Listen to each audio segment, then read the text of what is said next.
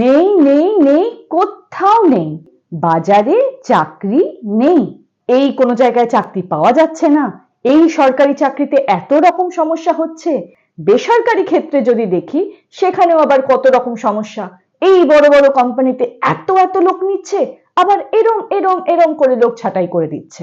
এত এত টাকা দিয়ে বাবা মা নিজের রক্ত জল করা পয়সা একদম উজাড় করে দিয়ে বাচ্চাকে পড়াশোনা শেখাচ্ছে, তারা সেই পড়াশোনা শিখে এত বড় বড় ডিগ্রি নিয়ে কলেজ থেকে বেরোচ্ছে, ইউনিভার্সিটি থেকে বেরোচ্ছে, বেরিয়ে চাকরি পাচ্ছে না।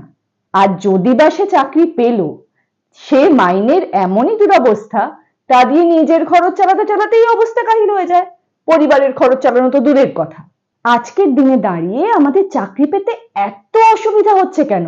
আমরা চাকরি পাচ্ছি না কেন? এত জায়গায় অ্যাপ্লাই করছি, এত জায়গায় কথা বলছি, কিন্তু কোনোভাবেই কিছু ব্যবস্থা করা যাচ্ছে না। এত কিছু করছি, এত কিছু শিখছি, এত কিছু জানছি, সব ফাঁপা, সব ফাঁকা, কোনো কিছু থেকে কোনো উপায় বেরোচ্ছে না।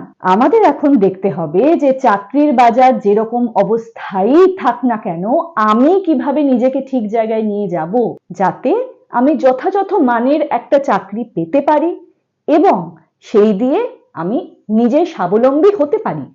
একটা সমস্যা আমাদেরকে স্বীকার করে নিতেই হবে, বেশিরভাগ ক্ষেত্রে কিন্তু যা আমাদের কলেজে ইউনিভার্সিটিতে পড়ানো হয় সেইগুলোতে ভীষণ রকম ভাবে একটা গতানুগতিক কিছু সিলেবাস ধরে কাজ এগোনো হয়। বছর ঘুরে যায়, যুগ ঘুরে যায়, সেই পাঠ্যক্রমে কোনো পরিবর্তন আসে না। এদিকে জব মার্কেটটা, চাকরির বাজার কিন্তু হু হু করে পাল্টে যাচ্ছে।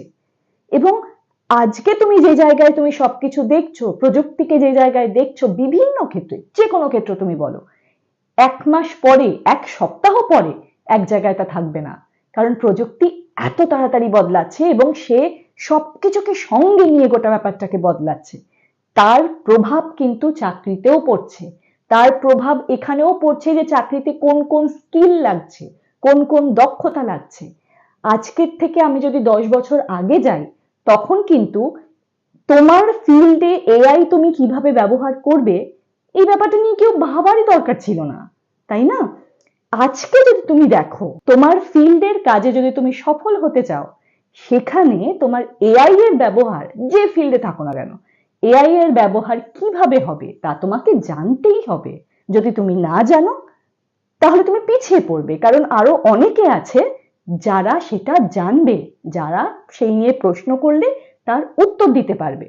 কিন্তু এইগুলো তো সব ক্ষেত্রে, অধিকাংশ ক্ষেত্রে আমাদেরকে পড়ানোর সময় শেখানো হয় না। এদিকে আমাদেরকে চাকরি পেতে হবে, তার জন্য কি করতে হবে? নিজেকে আপগ্রেড করতে হবে, নিজেকে উন্নত করতে হবে, নতুন জিনিস শিখতে হবে, জানতে হবে।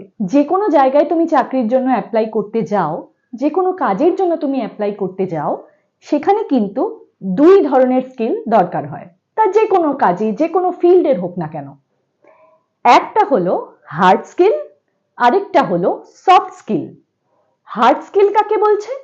যে যেই ডোমেনে তুমি কাজ করতে যাচ্ছ, সেই ডোমেন সংক্রান্ত তোমার যথাযথ টেকনিক্যাল স্কিলগুলো আছে কিনা, যথাযথ যা যা জিনিস জানা দরকার সেইগুলো তোমার জানা আছে কিনা, ওই ওই কাজের সম্পর্কিত যা যা জিনিস জানা দরকার, যে যে বিষয়গুলো, যে ধরনের প্রযুক্তিগত দিক, যে ধরনের অভিজ্ঞতার দিক, দক্ষতার দিক জানা দরকার, সেইগুলো তোমার আছে কিনা। সফট স্কিল কোনগুলো হচ্ছে? সফট স্কিল হচ্ছে তোমার যে পার্সোনালিটি, সেইটার সঙ্গে ওই কাজের যে মানে কতটা ম্যাচ হচ্ছে বা হচ্ছে না, যে আচরণগত দিক ওই কাজের জন্য দরকার, তা তোমার মধ্যে আছে কিনা। অধিকাংশ ক্ষেত্রে সব একেবারে যা যা আমার থেকে চাওয়া হচ্ছে সবটাই আমার কাছে আছে, একদম সবকটা হার্ড স্কিল, সবকটা সফট স্কিল, এটা তো হয় না বাবা। আমার একদম পরিষ্কার হতে হবে যে আচ্ছা, এই যদি 5টা দক্ষতা আমাকে চাওয়া হয়, এর মধ্যে আমার কাছে 2টো আছে বা 1টা আছে, কিন্তু বাকিগুলো আমার কাছে নেই। এইবার নেই সেটা ব্যাপার নয়, এবার দিকটা হলো যে আমি বাকিগুলো শেখার জন্য কি পদক্ষেপ নিলাম। এই দক্ষতাগুলো নিজের মধ্যে বাড়ানোর জন্য আমি সেই সংক্রান্ত কোর্স করা শুরু করে দেব, সেই বিষয়ে জ্ঞান আহরণ করা শুরু করে দেব, সেই বিষয়ে আমরা সার্টিফিকেশন নেওয়া শুরু করে দেব। এই ক্ষেত্রে আমাদের অনেক অনেক জায়গা থেকে আমরা ব্যাপারটা করতে পারি। যেমন ধরো বিভিন্ন প্ল্যাটফর্ম আছে যেখানে আমরা এই বিভিন্ন কোর্সেস করতে পারি। কেমন? যেরকম ধরো ইউডেমি আছে, যেরকম ধরো কোর্সেরা আছে। কিছু কিছু ক্ষেত্রে কোর্সগুলোর দাম বেশি হয়, অনেক ক্ষেত্রে অনেক কম দামের কোর্স অথবা ফ্রি কোর্সও পাওয়া যায়। সেক্ষেত্রে হয়তো তোমাকে সার্টিফিকেটটা দেয় না, কিন্তু তুমি জিনিসটা শিখতে পারো। সব ক্ষেত্রে সার্টিফিকেট থাকতেই হবে তার কোনো ব্যাপার না, তোমাকে কিন্তু জিনিসটা জানলেও চলবে।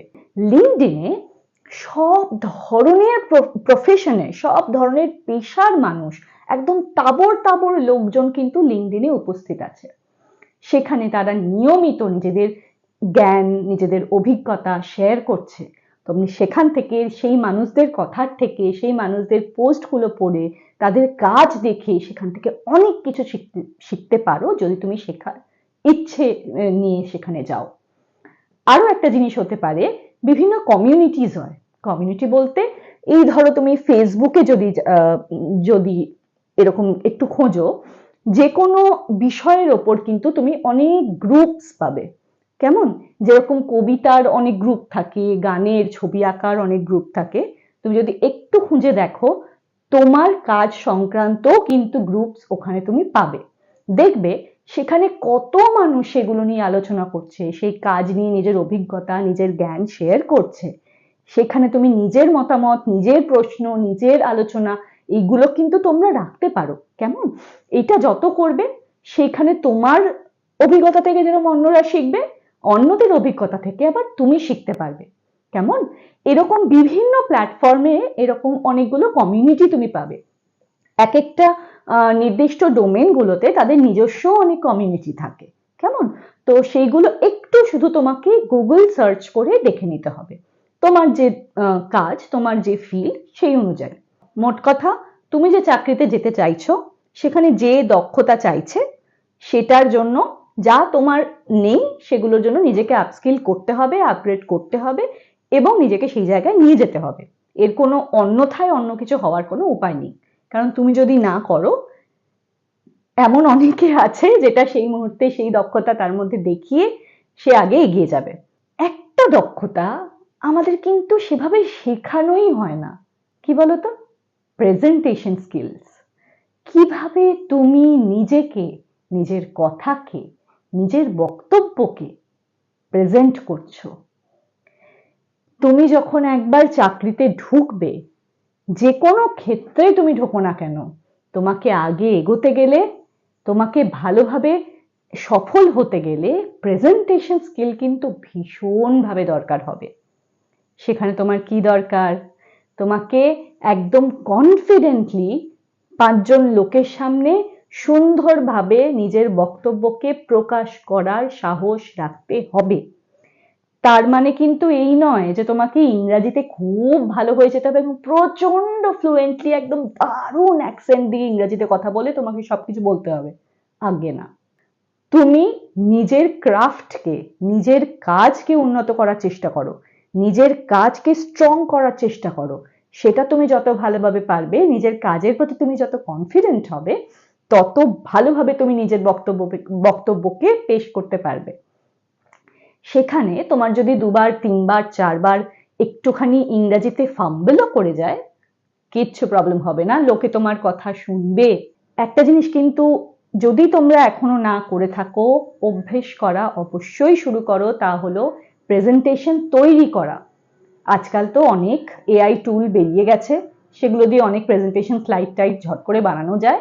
কিন্তু আমি তবু বলবো যে একটু পাওয়ার পয়েন্টটা অভ্যেস করা শুরু করো। খুব সহজ, সব টেমপ্লেট দেওয়াই থাকে, কিন্তু তুমি একটু অন্তত যে কোনো একটা বিষয় নিয়ে, ধরো তুমি কোনো একটা ক্রিকেট ম্যাচ দেখলে, সেই ম্যাচটার উপরই একটা পাওয়ার পয়েন্ট স্লাইড বানিয়ে দাও, দিয়ে নিজের বোনকে সেটা প্রেজেন্ট করো, মানে সেটার প্রেজেন্টেশন দাও। এবার দেখো তার ভাল লাগছে কি ভালো লাগছে না, ভালো লাগলে কেন ভালো লাগছে, খারাপ লাগলে কেন খারাপ লাগছে, তার থেকে ফিডব্যাক নাও এবং সেইভাবে আবার নিজেকে উন্নত করো। এইটা একটা অভ্যেসের মতো করতে থাকো।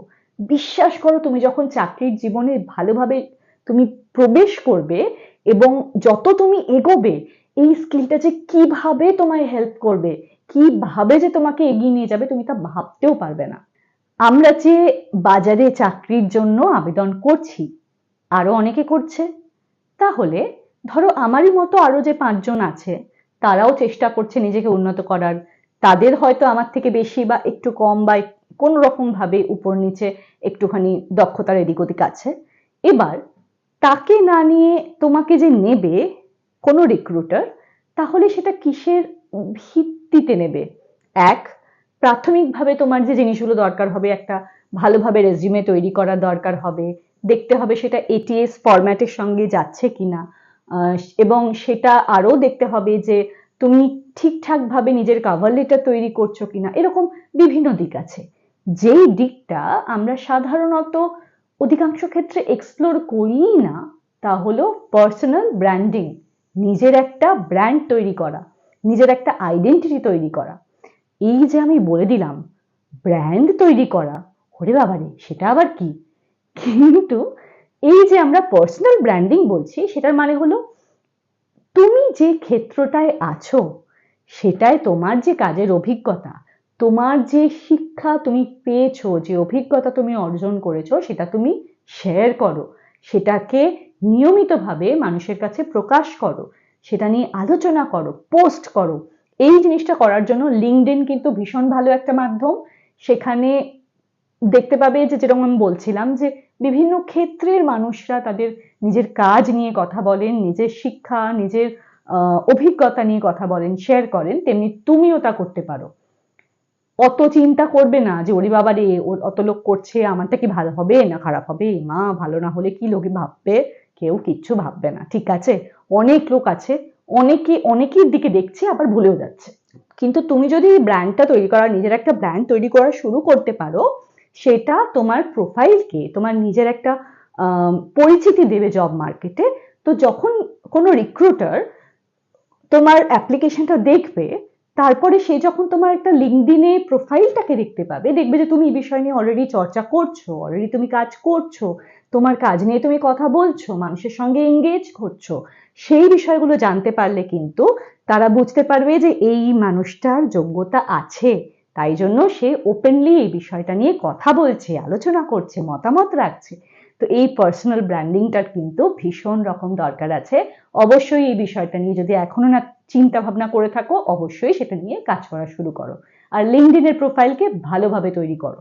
ধরো তুমি ভাবছো যে আচ্ছা, আমি তো কোনো টেকনিক্যাল রোলে নেই, এসব এআই টিআই নিয়ে আমার চাপ নেই, কোনো লাভ নেই, তাই না? এটা কিন্তু একদম ভুল ভাবনা।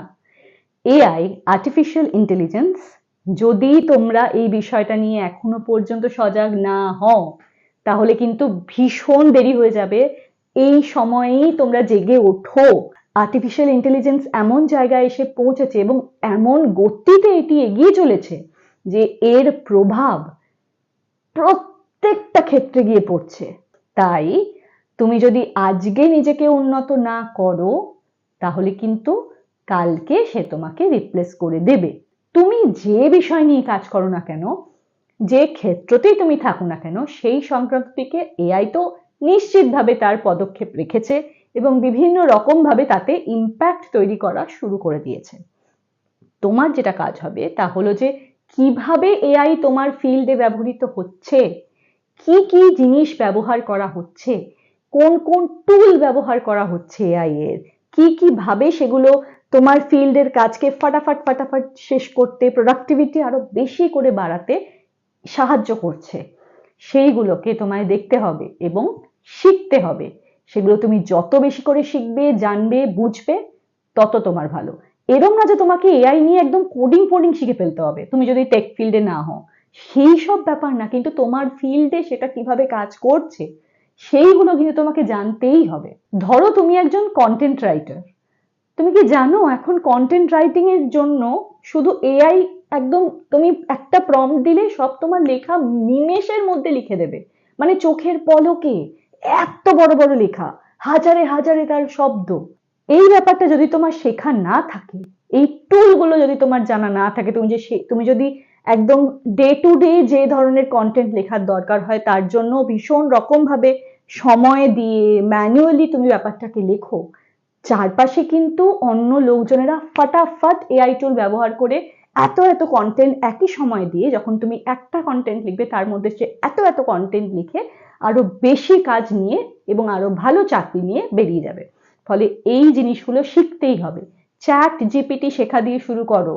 নিজের যে দিকই হোক না কেন ক্ষেত্রে চ্যাট জিপিটি আজই ব্যবহার করা শুরু করো, যদি তুমি এতদিনে ব্যবহার না করে থাকো।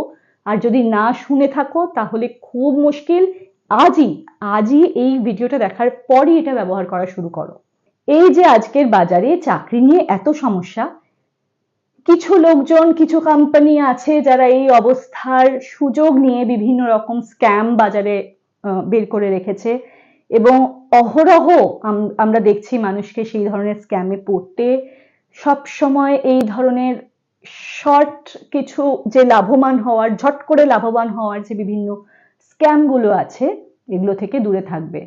একটু নিজের উপর সময় দাও, নিজেকে সময় দাও, নিজেকে আপস্কিল করো। তাতে তোমার হয়তো ওই ছুটকো ছাটকা টাকার লোভটা তোমাকে এড়িয়ে যেতে হচ্ছে। তুমি লং টার্মের একজন খেলোয়াড় হতে পারবে, তুমি লং টার্মে বিজয়ী হতে পারবে। আজকের ভিডিওটা যদি ভালো লেগে থাকে অবশ্যই লাইক করবে, তোমাদের মতামত, তোমাদের প্রশ্ন যা কিছু থাকবে কমেন্টে আমাকে জানাবে। নিজের ক্যারিয়ারকে তৈরি করার জন্য, নিজের ক্যারিয়ারকে এগিয়ে নিয়ে যাওয়ার জন্য অবশ্যই এই চ্যানেলটাকে সাবস্ক্রাইব করো। দেখা হচ্ছে পরের ভিডিওয়।